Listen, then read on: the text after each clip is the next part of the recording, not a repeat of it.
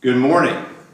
I'm here this morning with myself, Garrey Curry, County Administrator for Rappahannock County, the Chair of the Board of Supervisors of Rappahannock County, Christine Smith, Sheriff of Rappahannock County, County Compton, the Emergency Management Coordinator and Emergency Services Coordinator for Rappahannock County, Kevin Williams, and Dr. Grimsley from the Rappahannock County Schools Superintendent. Thank you.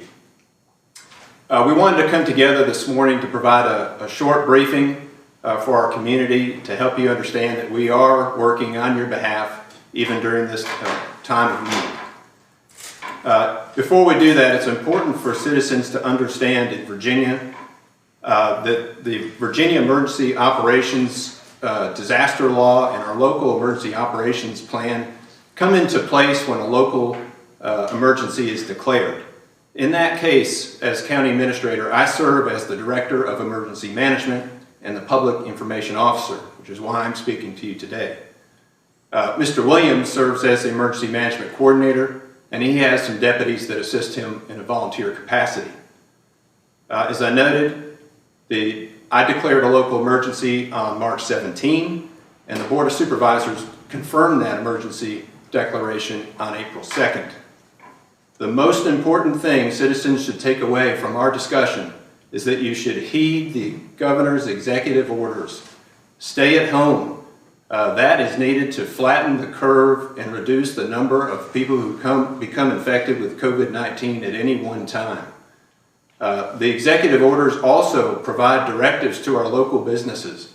Please understand those directives. If you do not understand them, please contact my office or Mr. Williams' office, and we will walk through those directives with you.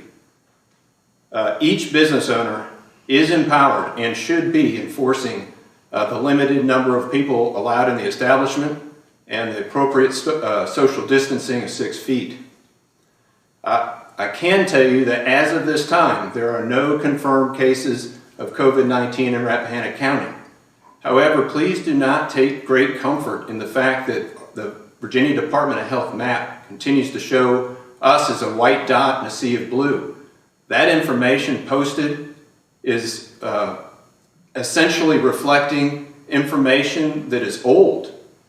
Individuals who begin to feel symptoms will probably not go see their primary care doctor for 3 or 4 days before those symptoms get bad. And if they go to their primary care doctor and receive a test, the results from that test will probably not be available for 3 or 4 days. And so altogether, that information is probably 7 to 9 days old by the time it makes it to that map. You should assume that you may be infected and those around you may be infected, and use that as your impetus to stick to the social distancing and stay-at-home order requirements. Rumor control is critical. Please rely on official information released by the Virginia Department of Health, the CDC, the governor, and the county. The Virginia Department of Health has set up a telephone line, and that's been released before in our releases. The number is 877-ASK-VDH3. During this time of social distancing and essential operations, county operations have been modified.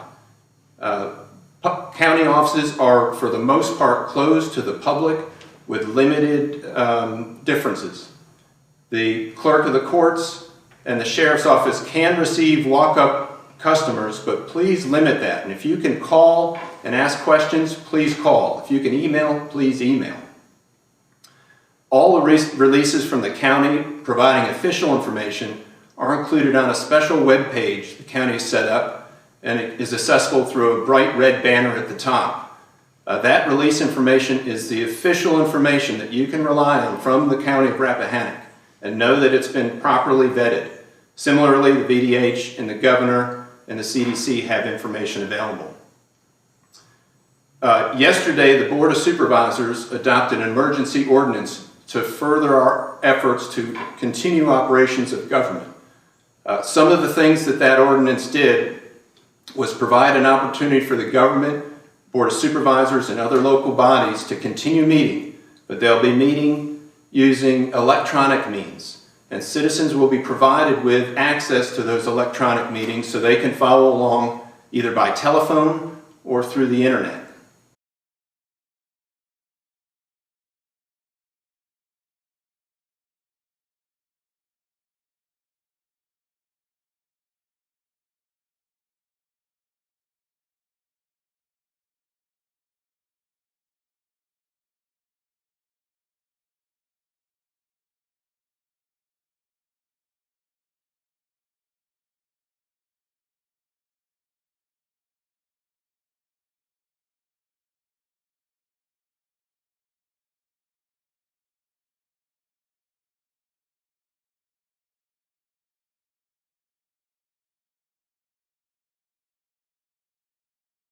But it is those business owners' responsibility to inform their patrons of the current laws and emergency orders.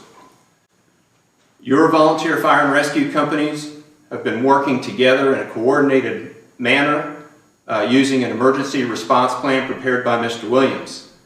That effort is happening behind the scenes, and you can be comforted knowing that they are here for you in your time of need. But please only call 911 if it's an emergency.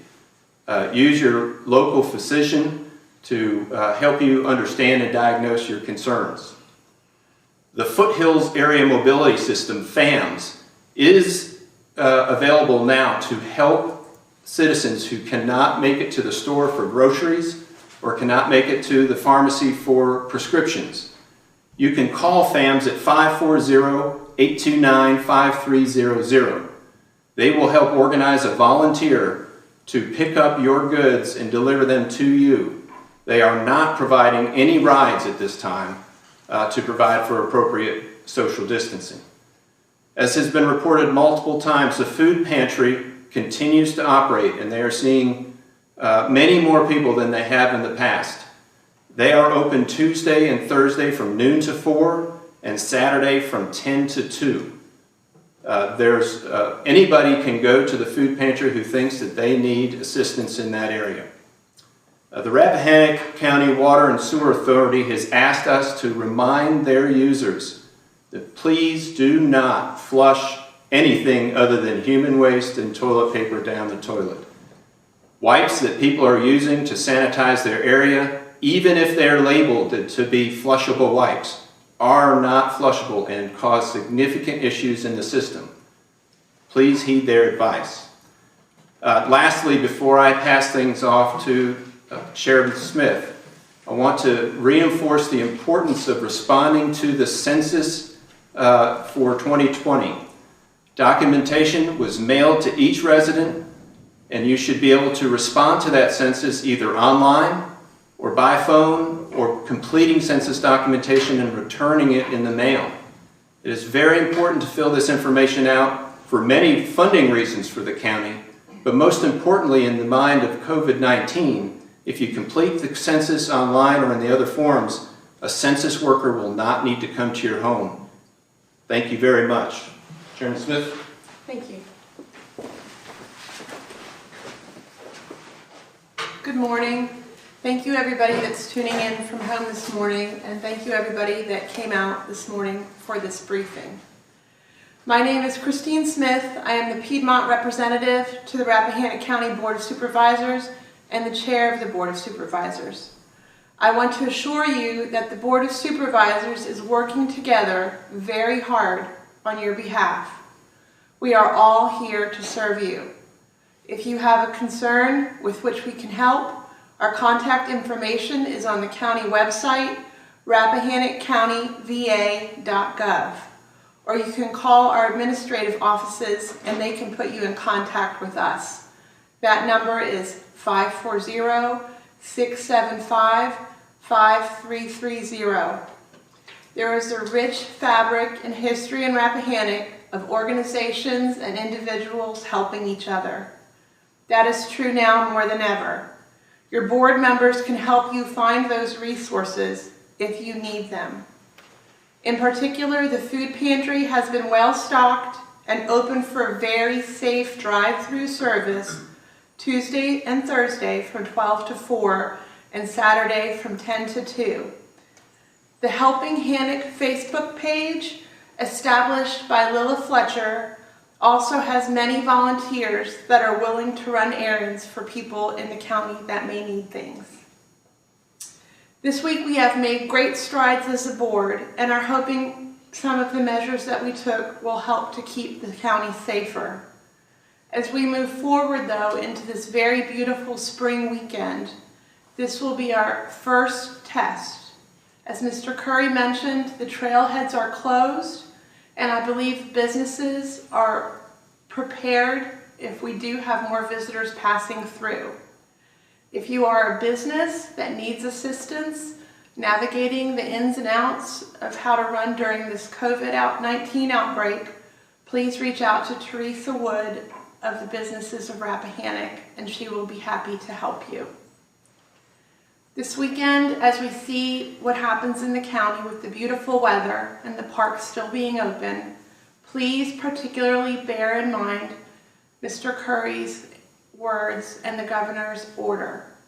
If you can, please stay at home. Thank you very much. I hope you all have a good day and enjoy this beautiful weekend. I'm going to turn it over now to Superintendent Dr. Brimsley.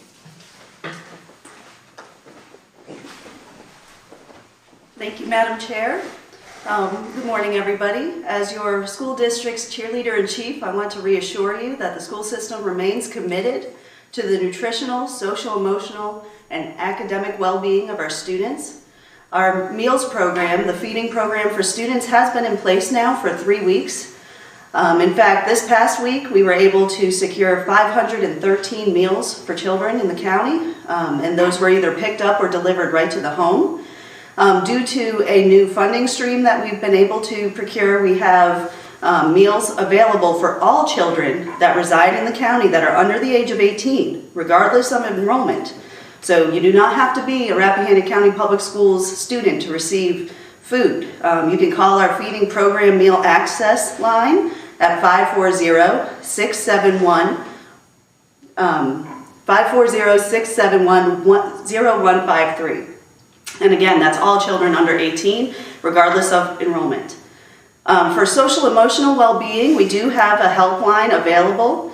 During times of social isolation, we do worry about anxiety and depression among our youth. Our social worker is available to take calls at 540-683-0437. In her words, she would like everybody to stay connected, keep a schedule, and ask for help if you need it. For our academic plans, kick off officially on April 13th. We are in the process of working with organizations, agencies, and businesses to set up hotspots and Wi-Fi access around the county. At this point in time, our last count was about 15 places where you can drive up and access high-speed internet to be able to take care of your business and your schoolwork. Pretty soon you will see signs, little posters that look like this, that will designate those areas that have the Wi-Fi access, and we will also get out a compiled list with information about how to access that. All teachers have been reaching out to every child. This is one instance where having small numbers is actually a benefit. We do plan to reach every single child in a way that makes sense for their individualized instruction, to be sure that they have meaningful instruction and academic gains, even during our modified quarter 4. So they should, by April 13th, have an academic plan for every student. If students need digital devices and they do not have reliable internet, we are prepared to offer devices to any child that needs one, preloaded with the instructional plans of their teachers, with the instruction materials. If you need a digital device for your child, you can call 540-671-1491, and we will set that up for you.